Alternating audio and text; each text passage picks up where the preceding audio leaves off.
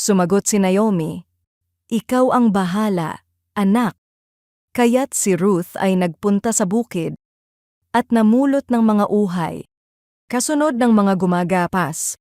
Nagkataong ang napuntahan niya ay ang bukid ni Boaz, isang kamag-anak ni Elimelech, na napakayaman at iginagalang sa kanilang bayan.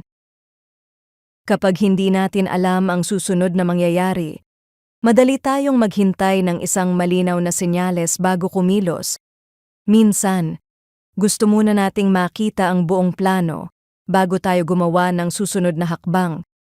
Ngunit may mga pagkakataong ang kalooban ng Diyos ay nagsisimula sa simpleng paggawa ng tungkuling nasa harapan na natin. Sa Ruth, chapter 2, verse 2-3. Hindi lumabas si Ruth dahil alam niyang makikilala niya si Boaz. Hindi rin niya alam kung paano tutugunan ng Diyos ang kanilang pangangailangan.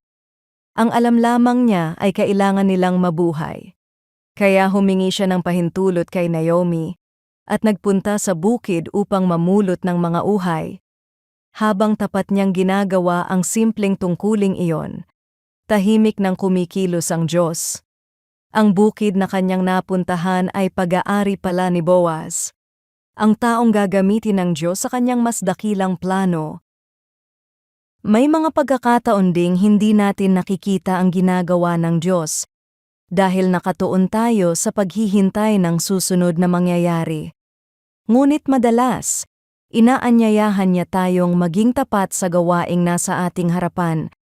Habang ginagawa natin ang ating bahagi, siya ang gumagawa ng bahaging hindi natin kayang gawin. Hindi natin kailangang makita agad ang buong larawan upang magpatuloy. Sapat nang malaman na ang Diyos na gumabay kay Ruth ay siya ring Diyos na patuloy na nangunguna sa buhay ng kanyang mga anak, at kahit tila pangkaraniwan ang ating mga araw, walang tapat na pagsunod ang nasasayang sa kanyang mga kamay. Panginoon, turuan mo akong maging tapat sa mga tungkuling inilalagay mo sa aking harapan. Tulungan mo akong magtiwala sa iyong probidensya kahit hindi ko pa nakikita ang kabuuan ng iyong plano. Sa pangalan ni Jesus, Amen.